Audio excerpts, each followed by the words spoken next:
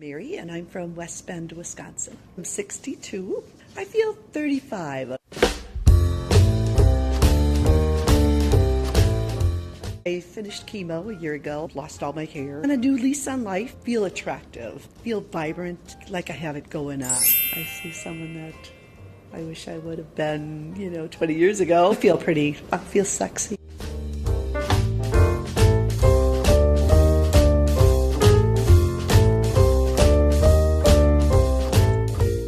I love to sing.